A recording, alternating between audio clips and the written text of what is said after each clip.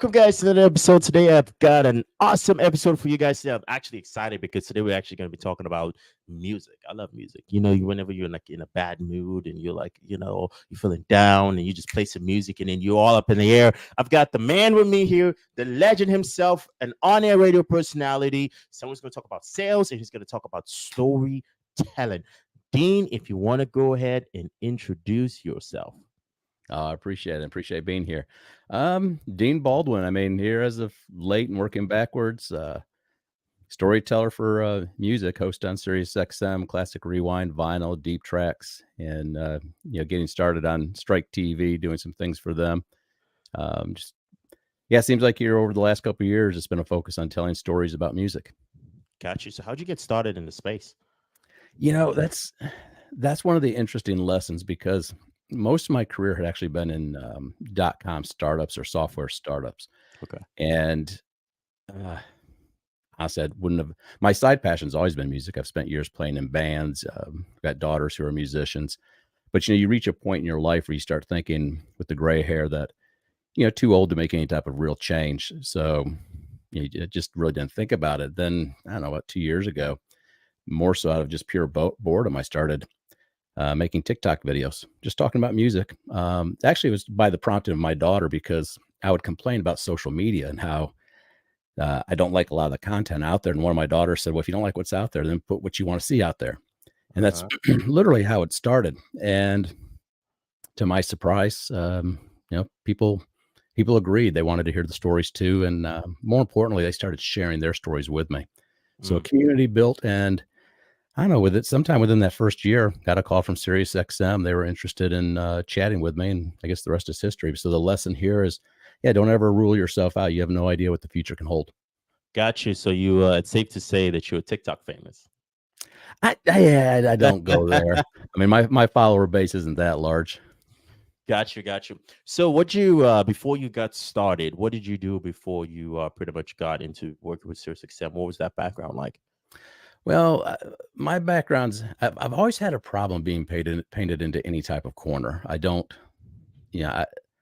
like being defined as this is what I do and this is one thing. So you build your career off of that one thing. Not that there's anything wrong with people that want to do that, but so throughout my career, I've gone through cycles. One time I probably started off as a developer, focusing on Java. And I found that as a developer, while you can create the solution, you don't get to always design the solution the way that you think the customer needs it because there's another person, either sales is involved or a project manager. So I thought, well, maybe I don't want to be a developer. Maybe I should go to sales where I can have more influence on the customer's, solution. And then what you find when you go into sales is, you're closer to the customer and you have ideas on what the solution should look like. But developers don't take kindly when a salesperson starts putting their 2 cents in on how the solution should be built.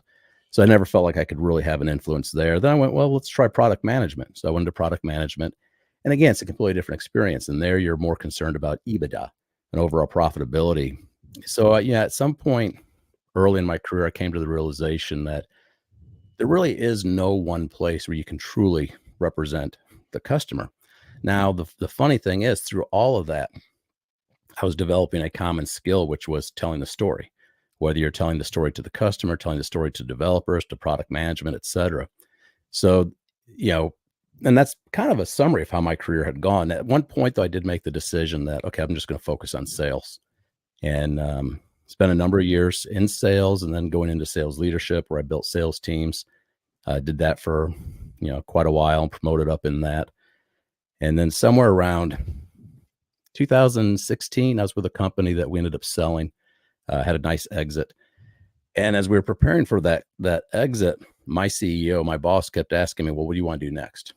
And I would say, well, what do you mean? I'm doing it. But I think in my heart, I knew that wasn't the truth.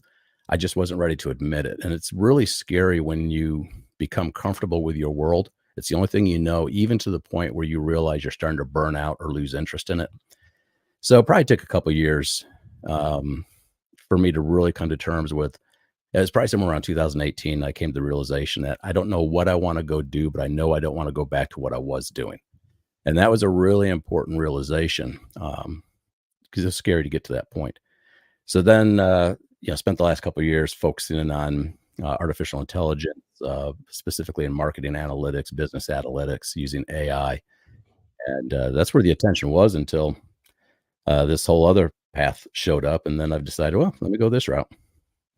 Okay, that's pretty interesting there that you bring that up, and because we're going to talk about AI, because I was very fascinated to talk about music and to talk about how, like, your role in artificial intelligence. But if you don't mind sharing, what industry were you in sales for? Like, what were you selling? Well, I've spent time. It was always some type of software related sales. So, to kind of date myself, we can go all the way back to the first .com boom, where really the focus was on selling websites or website related technology. Spent a number of years in e-learning, selling corporate training around either training on technology related products or developing training using technology related products. And um, spent some time also on the university side with a company called WebAssign, where we developed an e-learning platform that was predominantly used by colleges in the STEM field. So, in one form or another, it always had to do, the product that we were selling always had to do with some type of web-based or web service, related direction. Interesting. Okay. So the reason why I'm asking this is, so we're also kind of, in a way, we're getting into the software sales space. And I'm very curious, what's your, because it's more or less enterprise sales, right? hmm Yeah. Okay. So what's your pitch, and how did you guys get in front of the decision maker? Well, there's a number of ways you can do it, but at the end of the day, you do have to get down to what's important to the customer. And I'm a big believer. If you go into sales circles, there's always going to be a debate. It's something called the Tetra trade-off. Some people call it the quality pyramid, but I believe in the Tetra trade-off. So there's four variables that will always impact customer satisfaction, and you learn this on the technical solution side. So the cost of the solution, the this time period in which the solution has to be developed, the core problem that you're actually trying to solve, and the quality of that. And if you allow the customer to control all four of those, which most of the time the customer will tell you all four are important to me, that's when you're going to fail. You'll either fail in delivering a solution, or you'll fail in keeping your customer happy. So at some point early on, you have to have a conversation with the customer to find out, okay, stack rank this for me. What's the problem that you're really trying to solve? And if you had to stack rank the most important part, are you limited by your budget? Do you have a time constraint? Is there a very specific feature that you're looking for, or is there a very specific problem you're trying to solve? And in all scenarios, um, I've never seen a scenario where if you have the honest conversation with the customer that you won't get down to what that core thing is. Many times it's, I'm limited in my budget. Okay. So now that we understand what your budget is, what's the next thing on there? Well, I'm trying to solve this problem. Okay. Now that we understand you've got a budget, here's the problem you're trying to solve. At that point, you really can't give the customer any more control. Otherwise, you're doomed to fail. So you now have to bring the solution to the table that says, okay, with that budget, understanding this is your problem, here's the feature set that we can build, and here's the time frame in which you can expect it. And early on, I did spend some time after the first .com bubble bust. We had moved around a lot, and my wife said to me, I don't care what we do now, we're not moving anymore. So I actually went and sold cars. And one of the things I learned very early on by watching who I would probably say was the best salesperson in the building, he frequently used the terms, if you take my word for it, or trust me. And I started mimicking that and found that when you ask the customer to trust you, more times than not, they actually will. Now, the problem is you better come up with a solution and make it worthwhile. But the trust is the key thing that I learned early on. Now, this is a lesson I'll share with you multiple times that I came across. Shortly after that, I moved past car sales. I'd actually started my own consulting company, had a number of clients where I was either doing web development or some type of intranet or web-based service for them. And I had this one customer that after a number of years, I decided I wanted to get out of it. So I actually started raising my prices to the point to get customers to leave me. And I had this one customer that stuck with me well beyond the point that he should have. I mean, the pricing had just gotten ridiculous. And one day I sat down with him and I said, well, Buster, why are you still doing this? You know, you can go somewhere else to get the same service for less. And he goes, I've got a relationship built with you, Dean. And at the end of the day, I pay you what was it he said? I pay you. I'm trying to remember the actual quote, but essentially what he was saying is when the shit hits the fan, I pay you to take the blame for it. And that was in a Mhm. nutshell. And what I took away from that is, again, it's trust. It's about that relationship that you have. And that's what you're trying to establish early on. Now, this is where it's kind of cool. Fast forward all these years. I'm talking to Kenny Aronoff about a month and a half, 2 months ago. Now, Kenny's probably one of the most widely used, prolific drummers in all of rock. I mean, the guy's been a session musician on like 1,500 albums. He's very well sought after. And I asked him, why, Kenny? Why you? Why do people like you or Leland Sklar, Steve Lukather, why do they get used? And he goes, the reason that Leland Sklar gets used, and he shared with me what Leland told him, is because people like him. They trust him. Mm. Leland brings a very positive energy to the table. So even in music, and he goes, this is before we even get into a discussion of skill. If you could be the most talented person in the room, but if you're not easy to get along with, then people aren't going to use you. So, throughout my career, what I've seen over and over again, and to answer your question, what's the pitch? You can sell a product, you can sell a feature. At the end of the day, you're selling yourself and you're trying to sell a relationship, and you got to find out what's important to them and then get the customer to trust you. And then you got to deliver on it. Interesting. Okay. So this is now out of curiosity here. So what is the one trust killer? Because I give you an example. I used to sell insurance and I started selling software. Then I started selling our own professional service. And I used to notice it would be, I don't know if if you know anybody who's sold insurance before. I do. Yeah, it's a very interesting product to sell. And I remember this one house. It was a lead. We all know what a lead is. Mostly business owners are watching this. So I remember I showed up to this house. I knocked on the door. I'm like, "Hey, it's Emmanuel. Saw this form, blah blah blah." And she's like, "Yeah, absolutely, come on in." And I'm like, "I'm here for the insurance," and just signed and bought the product. And at the end of it all, I was like, "You didn't even ask why. What are you getting?" She goes, "Oh no, it's fine. I trust you." And it's interesting when you talk about the relationship there. But what would you say is a number one trust killer where people kind of, in a way, they lose that customer? Is there a number one? I mean, insincerity is going to be part of that, but I do think it's somewhat of a moving target based off of the personality of the individual. But insincerity, they have to really trust that you're being open and giving them all the facts to make a decision. You fast forward. This was a great example when I came on board a company called WebAssign. Now, up until that time, WebAssign had developed the product. It came out of NC State University by a physics professor who invented it, and they grew for close to 20 years without the use of a sales team. So we came on board with the goal of now building a sales culture within the company. And the basic premise from the moment I came on board is that all teachers at the college level want the best for their students. They are all sincerely interested in the success of their future or the success of their students. And that's the mindset you go in with. What I quickly found is that's not even anywhere close to true. Maybe in the high school level, but in the college level, not every teacher is there to make sure that their students succeed. A lot of the professors, and this isn't a slam to them, a lot of the professors look at teaching as the price you pay in order to do your research. They want to teach as few classes as possible. So you can't sit down with an instructor and start talking about the benefits of the student and wax poetic about the magnanimous gift of the teacher and what we're doing for the students, because a lot of them don't care.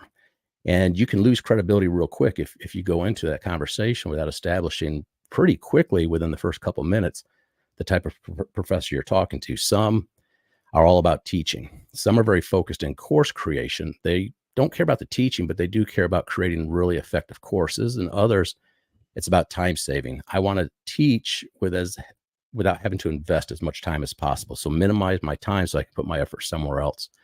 And it comes back to understanding who you're talking to, establishing credibility, and then also looking sincere. So I don't know if there's a one thing that kills trust other than, getting them to just being sincere. Okay. So now, okay, this is where it's interesting because in car sales, for instance, right? Um, when salespeople are trying to build relationships, there's a point in which it's almost as they come as though like a super agreeable. like a kind of like a pushover kind of deal where it's like, yeah, you could literally tell them, to the F word, you go, and then they'll be like, oh, absolutely, sure, but Mhm. when does it come into a point in which, because I've always said, because when I did sales training, I've always come to the perspective as to people want to have a conversation. It's not really a sales pitch, it's more or less like a conversation, right? And sometimes you just got to tell the customer, hey, this is not for you. What part would you say in the sense as to, how would I'm looking for the best way to phrase this, where you've been in that situation where you could tell where someone is just telling you what you want to hear, Yeah. right? And just because they're telling you what you want to hear makes you feel like it's how do you how can people, is it by saying the negativity, like for instance, say I'm selling a car and I'm like, hey Dean, this car, honestly, probably you'd get maybe 100,000 miles out of this. I won't recommend this for you. I think this is going to be what's for you. Is it more or less bringing out the negative part of things first, then talking about the points, or how do people like convey that, what you call it, that trust and that genuinity that they care? I do think it comes back to, yeah, just being upfront. It's the difference between selling a product versus just selling an experience. So if we go back to the Tetra trade-off, the quality component, a good example of that in car sales would be, customer comes on the lot, you find out that their core objective is they just want to be able, they're going to drive 15 minutes a day and they just want to get from point A to point B. And that's really the most important thing. Well, to sell them a $100,000 Mercedes is not a quality solution because it's just overkill. It's gold plating. You could go out there and just sell them, the cheapest used car on the lot, as long as it's reliable, it's been well maintained. They're not going to spend a lot of money, but it's going to accomplish what they want to do, drive from point A to point B. So you have to have that honest conversation up front. And if somebody's coming in and they say, all I want to do is go from point A to point B, but they're looking for the most expensive car on the lot. Well, if you do that, you could actually, a couple things could happen. One, by the time they get into what we call the box, going into the finance office, they may see a sticker price or a payment level that's so huge, they go into shock and they just walk out and you've lost the sale entirely. They could buy the car and then realize a month or so later they can't afford the payment and they become unhappy and they become dissatisfied with you because they think that you sold them something they didn't need. So you've got to really establish that early on. And there's another thing now that you come to the realization of, which is people buy on emotion, but they justify in logic. And that's true in every aspect of life. So, somebody walks in a car lot, it's going to be the emotion that's going to make them go, oh, I want this. They're going to smell the car, the excitement, all of that, until they get into the finance office and they see a payment they're not sure they can afford. This is when logic kicks in and they start going, oh, maybe I really don't need this. Maybe I need to think about this longer. And they walk away and you lose the deal.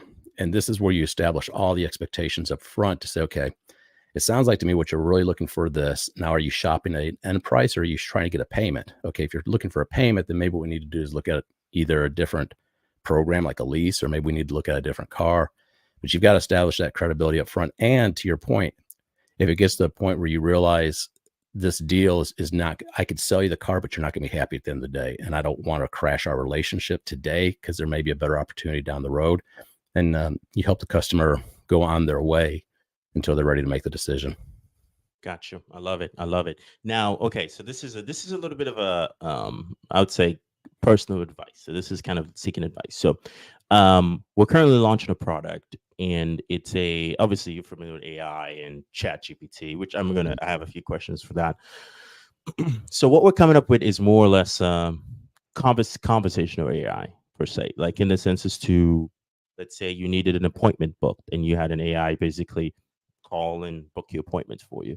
How would you? I'm very curious. How would you market that in the sense as to what would be the core? Because it's obviously it's a little bit on the pricier end. So budget wise, we're looking for people pretty much trying to spend $2 to $3 grand, and it's something where time maybe an hour to set up, but it's a cool feature, right? But how would you market that to people per se? Like, hey, is it more or less like, hey, I have an AI that can do all your cold calls for you, which it actually doesn't per TCPA laws, but can, like, call your clients or something. How would you? What would be your marketing line for that? Well, I guess it would depend. For example, if I'm trying to go to the CEO or the head of sales, everything's going to come down to EBITDA, then the cost of sales. And the reality is, from my experience, your sales teams, and just about every company I've ever been in is the least efficient of any team in there. I mean, you think about it, they sit down and they'll spend a lot of hours making calls, getting rejected, spinning wheels until they finally get to the sale. So it's a very high failure rate until you finally get the sale. And then you have, not all salespeople are equal. I'll share real quick. I am not a believer that there is a single personality type that's successful in sales. And I think a lot of companies, it's one of the reasons I stepped out of sales leadership, is I found that the higher I got, I disagree with most CEOs on how you build a sales team. A lot of them like to use the analogy that salespeople are coin driven. So you're going to build an entire sales team of nothing but coin driven people. What happens is, in any type of environment, probably 20% will thrive in that environment, and the personality of those 20% will crash the personality of the other 80%. I can point out salespeople I've worked with in the past who were incredibly successful, some of the best in the company, but they were successful not because they were coin driven and they were trying to make the biggest buck. There was some other challenge that excited them within the job, and we focused on that. So if you're talking to a CEO, it's going to be about EBITDA. How do we maximize the profitability of the company by allowing you to accomplish what you need to at the lowest cost possible in investment in your sales team? Sales teams also have a lot of churn. Now, if you're talking to a VP of sale versus, say, a chief revenue officer, but if it's a VP of sales, then it's going to start getting into time management. A VP of sales only has so much time they can invest in helping to develop their team on an individual level. So if you can, again, minimize the team to focus in on a smaller group, and you can take something like cold calling, which has a very high churn rate, both in terms of the lead and in terms of the personnel, then you can eliminate that out of your focus. You're not spending time thinking about that. You can spend the time working with your salespeople, really developing them into good closers. So it's really comes down. Again, I've seen so many different personality types in terms of sales and sales leaders. You kind of just have to match who you're going to be talking to. Interesting. You make some serious points there as far as the personality of more or less who is the target person per se that we're on the phone with per se. And the coolest thing I'm trying to set up is, which is kind of funny, but I'm trying to design it in a way in which the robot or the AI itself can sell itself, be the one on the sales call itself, which I think that kind of would be cool. If just personal, but this kind of brings me to, what do you think is the future of artificial intelligence in the business world? Honestly, it kind of scares me because, and I do know some people think I'm a doomsdayer on this one, but human nature has very rarely ever shown itself to be able to control and put the brakes on its own ambitions. And I think the future of AI is huge. It will find itself in pretty much every aspect of a company. And what we'll do is it's going to risk losing a lot of the human nature. So, I've already seen, before I started walking away from developing sales teams, we started running into a lot of companies that were going to voice malice systems. So that ability to even call somebody and get a human on the other end of the phone has really become far more difficult than ever before. The concept of wining and dining. When I came into sales, the big thing was, take your customer out golfing, take them to a nice dinner, take them to a golf PGA event, wine and dine. And I started seeing that a lot of the people that were coming up and starting to promote in sales actually weren't interested in being wined and dined. They just want to do their job and go home or go do the stuff on the side. So the sales environment from a customer aspect is changing. Customers will want to find a solution. They'll want a tool. So to your point, they'll probably find a lot of value in knowing that they're just talking to an AI machine that has no ulterior motive, like taking them out to dinner or wining and dining them. They're just there. It's just there to help them answer the questions so they can make a well-informed decision. Now, the cost of that is human loyalty. The reason once upon a time that a great salesperson was paid more than a CEO is because of their Rolodex, because of their contact list. They could walk into a company, and with that, they could bring a huge hunk of their customers from their prior company in with them because of that human relationship. I don't see AI building a human relationship at all. So we'll have to see. I think there is the possibility of a higher rate of churn. It's going to drive everything down to a transactional level where it's going to just come down to price of any product, and not so much the solution or the relationship with the human. What's interesting? I'm watching this happen in music right now, and it's How worrying me. so? How so? Well, AI is a great tool. I use it in my recording software to help, improve the mix, to help find the frequencies that I need to duck in order to make a better mix. And that's great. But now there's tools out there that are not only writing the lyrics, they're writing and producing the musical parts. So you don't need a musician. And you can say, well, that's great. To a degree, it is. Um, but we get lazy. And some of Mm. your best songs are the result of a lot of trials and tribulation. A songwriter will write a song, they'll try to record it. It sucks. They'll come back and do it again and again. And it could take 6 months of just going through trials before it finally reaches that point of just magic, where all of a sudden it becomes a hit like Hotel California. I think we're going to get lazy. We live in a world now where we don't do albums. Everything is self-serve through streaming.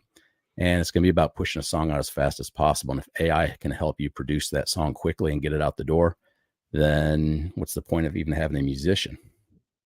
So okay, so this is where I'm kind of looking at it from this perspective. So we have Amazon, for instance, right? And what has Amazon taught us? Speed. Mhm. Right? Like I just ordered a decompression chair because it's cool and a massage chair, and boom, I'm gonna get it in 2 days. Right? Versus back in the day, I had to go to the store, I had to order it, and it'd probably take 2 weeks, 3 weeks, right? And we're starting to see. I mean, I don't know if you see this or you don't. Starting to see the competition. AI is creating more competition, right? Have you read the book, The Blue Ocean Strategy? Mm-mm. No. Okay, so it's basically a book talking about. There's a few stories in there, but there was the beer Yellowtail, right? And if you're familiar with it, so basically they used to be originally a wine company, and then they realized like we can't compete in this space. Let's go in the beer space because we actually our wine actually tastes sweet, so we can basically go into the beer space. So in a sense as to AI has made it in a sense as to now you can create a product. I mean, programming, for instance, I mean, it can interpret code and Mhm. clean up your code, and something that would take you maybe, you know, probably 14 hours to figure out, it could do it for you in a matter of seconds, right? Don't you think in a sense as to it's making it more competitive. So the artist is like, I'm gonna spend 6 months to produce your music versus an artist is like, I'm just gonna use AI to produce 400 songs in the next 6 months. You know, Yeah, so I'm curious what your take on that because I think it's getting very, very competitive now. it is. So long time ago, back in the early 90s, I'd met a guy by the name of Doug Feiger. So, if you think about music from the 80s, there was a song called My Sharona that was really big. Well, Doug was the one who wrote it from the Knack. And I was really excited because had aspirations of being a professional musician. And I asked him, I was like, you know, what's what's the secret to making it in the music industry? And he goes, well, if I knew that, I'd have another hit. Once the industry's done with you, they move past you.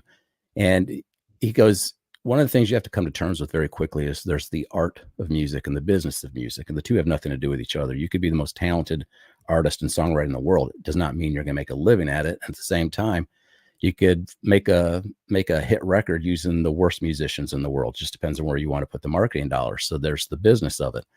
So now that you understand, or you think about, okay, there's a huge business component in the music industries, and the labels think about it not in terms as an art industry, but as a copyright industry. And the whole industry is built on exploitation. That's not a bad thing. It's just literally the way it works.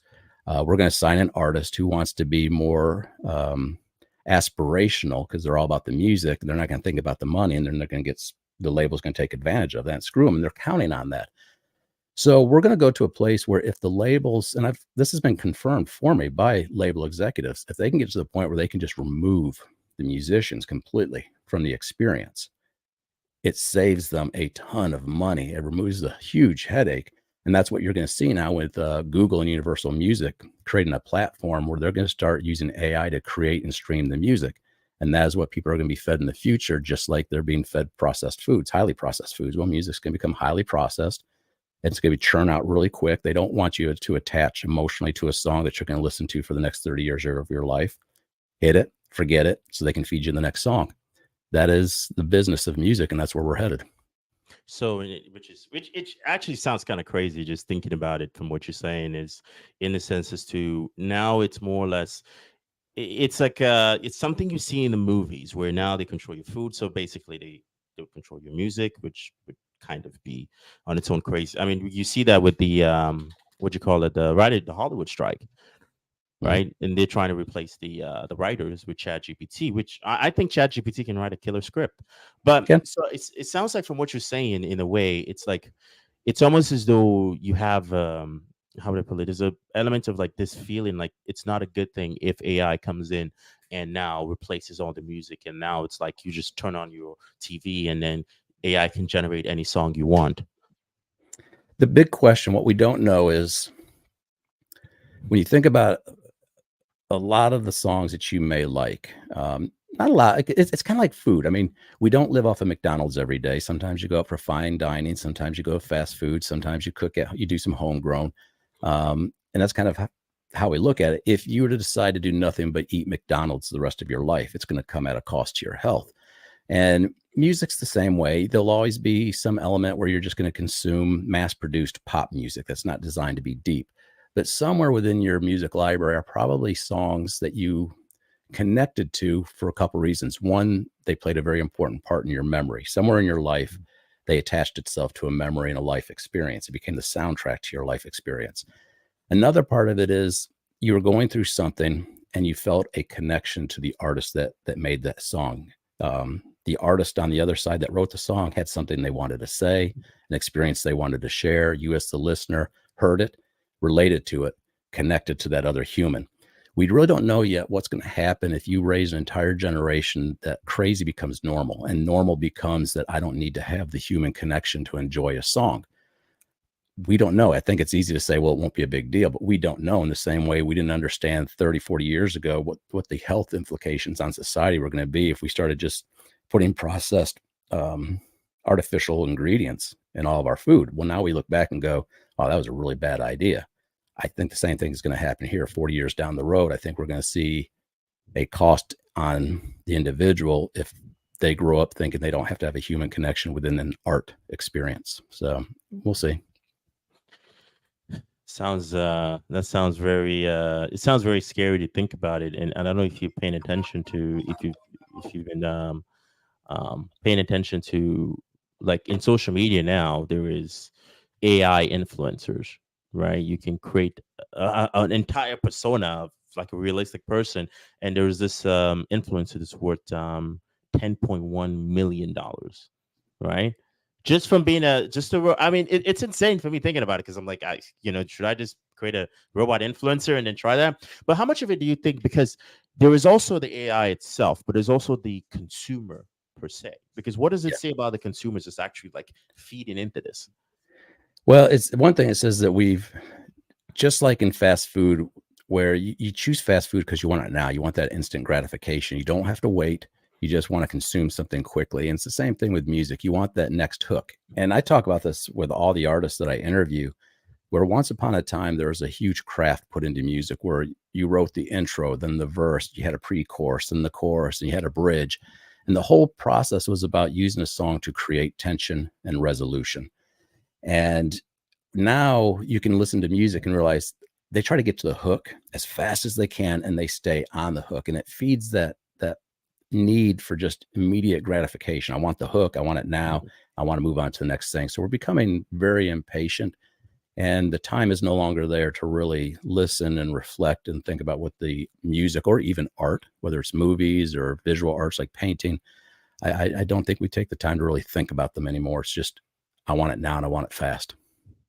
Yeah, and you make a good point, but which is also why I'm saying, in the sense, as to if you have that artist that really loves your work and it takes them 6 months to come up with a phenomenal product, but somebody else has come up with 400 songs just by using AI, because now, just like you said, people aren't patient anymore, and the next generation of consumers are Gen Zs, right? And their attention span, I'm not saying, like, just saying their attention span is it's I remember seeing and I actually started falling into it. So um being on the social media world, you have to look at your phone, right?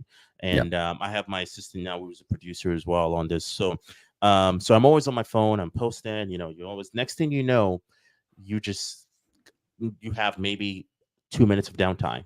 You're on the phone, and then a minute of downtime. You're on the phone. But then it's like this is, and then you start scrolling, and then one of the things I do, I love to read, but I've started noticing that when I read, so I could sit for 30 minutes, an hour, and just read, and like, but now when I read 2 minutes, I'm like, oh my god, it feels like it's been an eternity.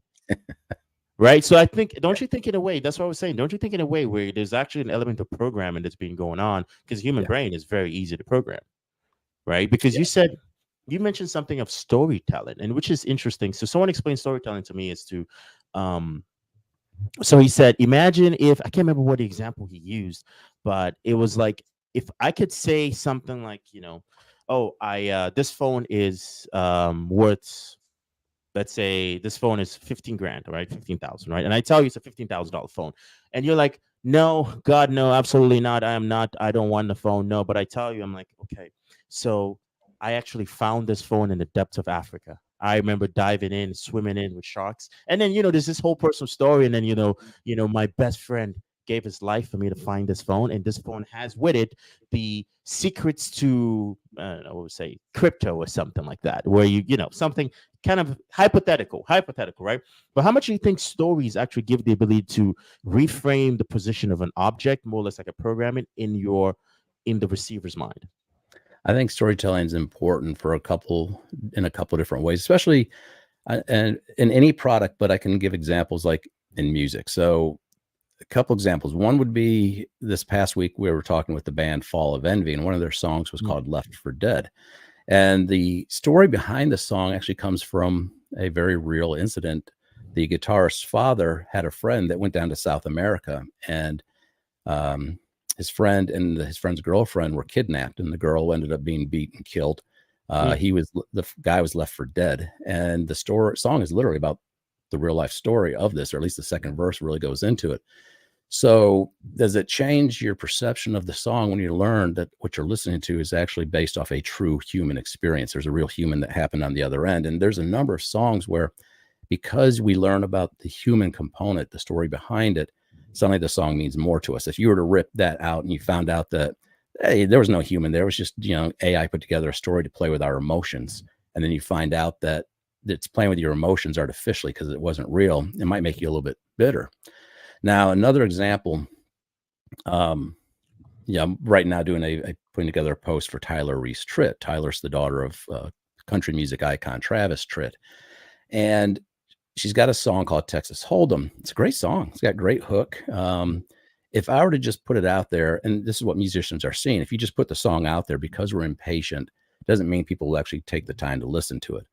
But I do a post and I say, okay, I'm looking for some feedback on this song. Now, here's the story about the song. Have you ever found yourself in a position where you're having to make a decision and walk away from somebody or something because you've got to go pursue something else? So whether you're a soldier in the military, you're about to get deployed, you have to, or you're leaving a loved one behind. There's that moment where right as you're about to turn around and walk away, as you're going, you feel this emotional pull on you that that it wouldn't take a whole lot for you to turn around. And if you turn around and see that person standing there, you may not leave. It's a very real emotion. That's what that song is about. And when I tell the story about that, then suddenly we get all these people that are watching the song and they're starting to share their personal real life stories because they can relate to the story within the song. That's the power of storytelling. And using storytelling to help connect listeners to an artist by building the story, not just around the song, but the experience of the artist. And it comes back to that human to human connection. Interesting. So what would you say for a musician, an artist, or a person that's watching this and it's like, I don't have any stories? Everybody has a story. So I shouldn't say everybody. This is where I'm going to. Is kind of concerning. Growing up myself as a musician, some of my best life experiences as a story were experienced through horrible gigs. I mean, I remember at a young age playing a show where a guy walked up to me at the front of the stage right at the end of the song and just said, "You suck."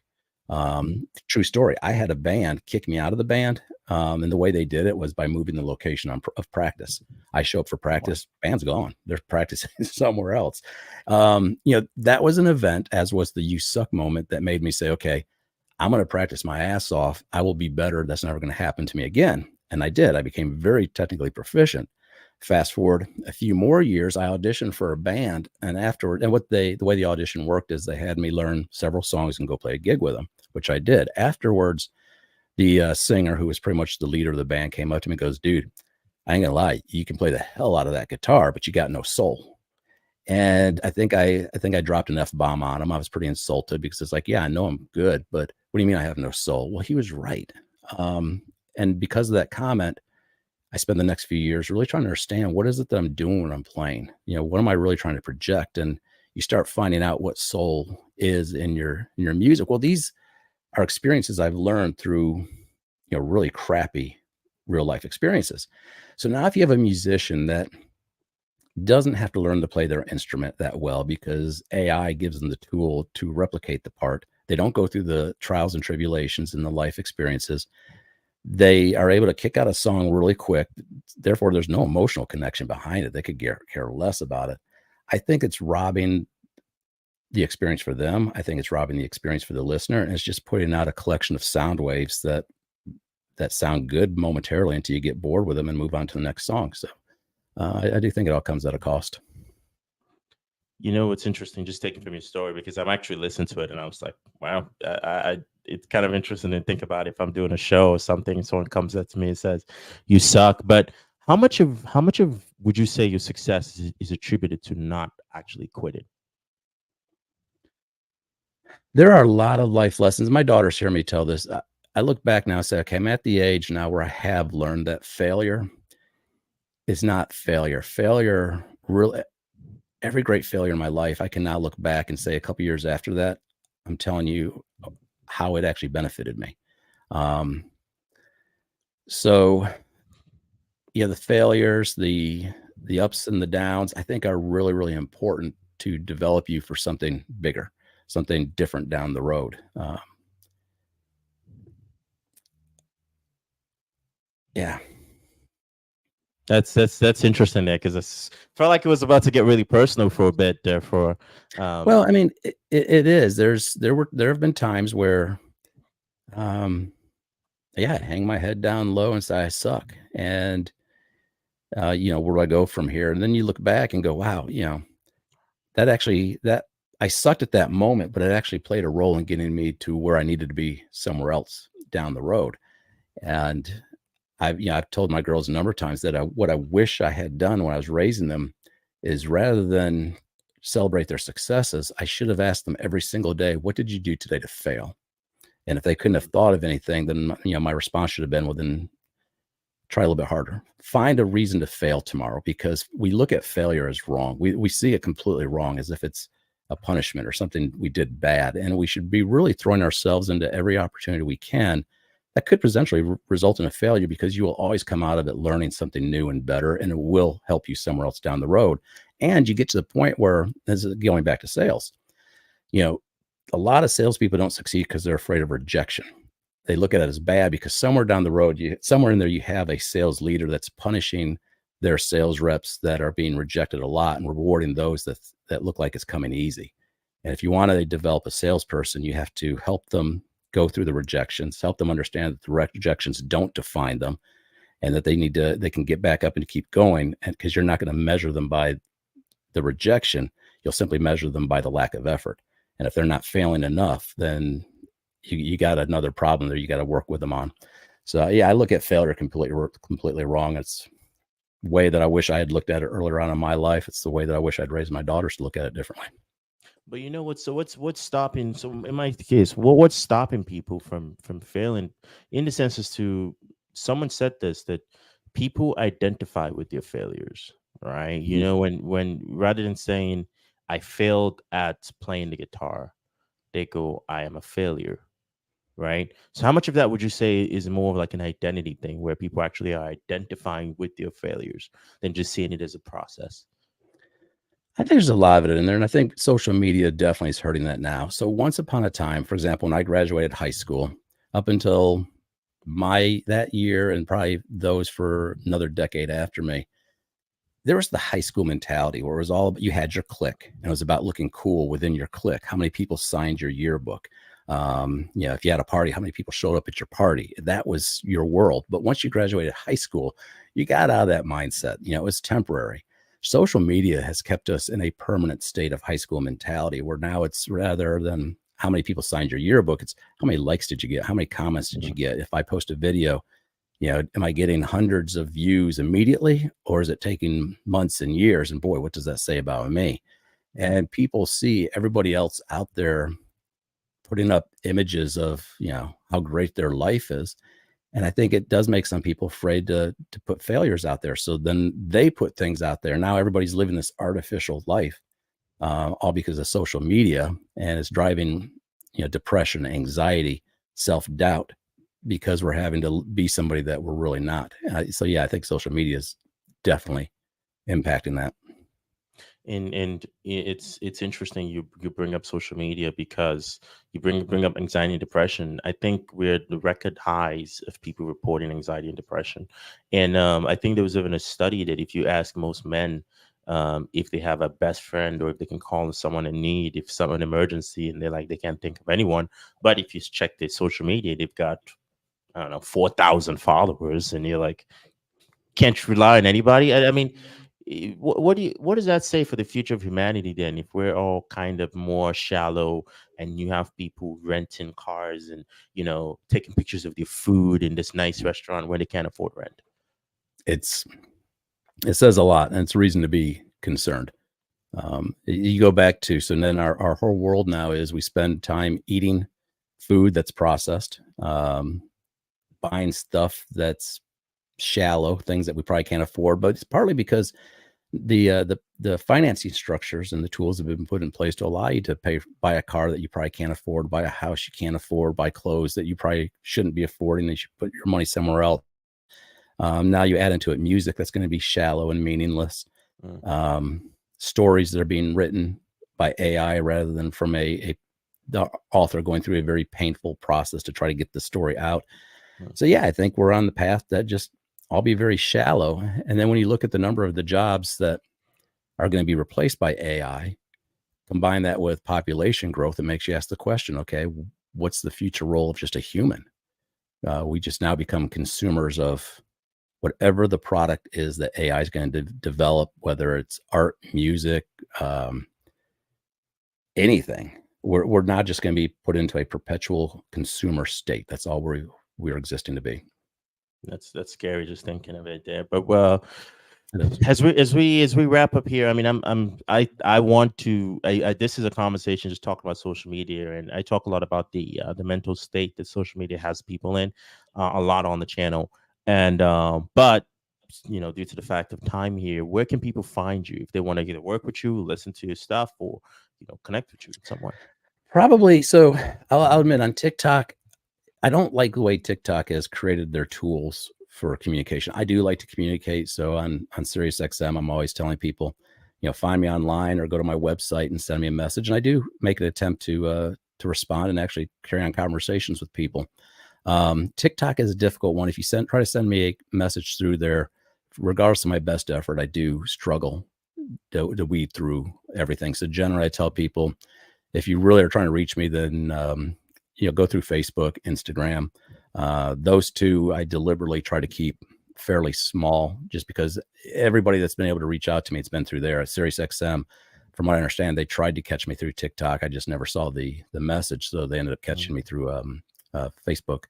So there's DeanBaldwinMusic.com, my website there, or on social media, it's Dean Baldwin Official, and you can always find me there. And yeah, I do like to respond and carry on conversations with people. Awesome. Yeah, guys. So the links are going to be in the description. If you guys enjoy, I mean, this was a very interesting conversation, especially about the AI perspective. And I honestly share your opinion as far as I believe artificial intelligence is not necessarily taking us to a better future, but this is also where the capitalist in me is kind of coming in, is to, you can't be all doom and gloom. You can either be, that person that's being fed the processed food, or I hate to say, if you can't beat them, join them, in a sense, which is kind of sad to think about it. But then it's like, I personally think in the next 30 years, we will not recognize our lives the way we currently see it. Like, kids are going to grow up in self-driving cars and stuff like that. I'll just say AI is a tool. I mean, I use it for stuff. It's an incredible tool. It's a time saver.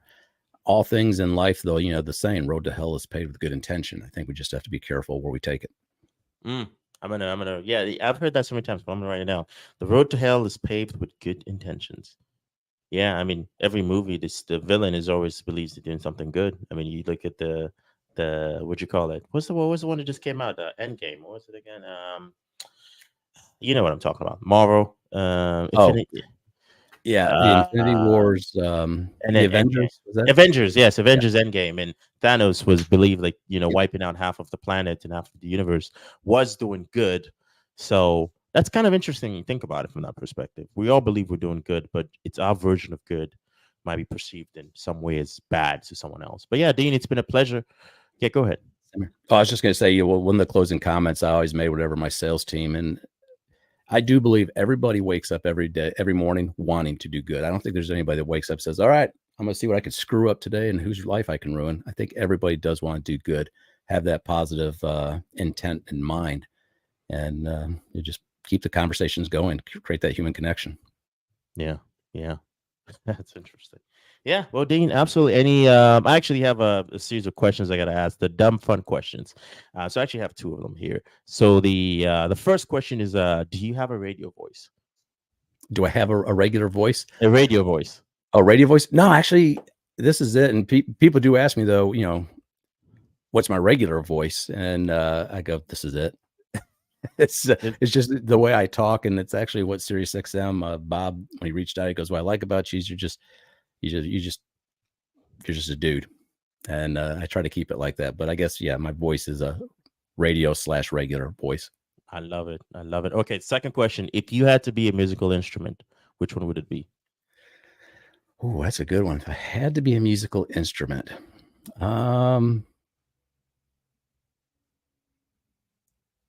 well, there's a couple ways to look at that, but the one that comes to my mind immediately is the oboe.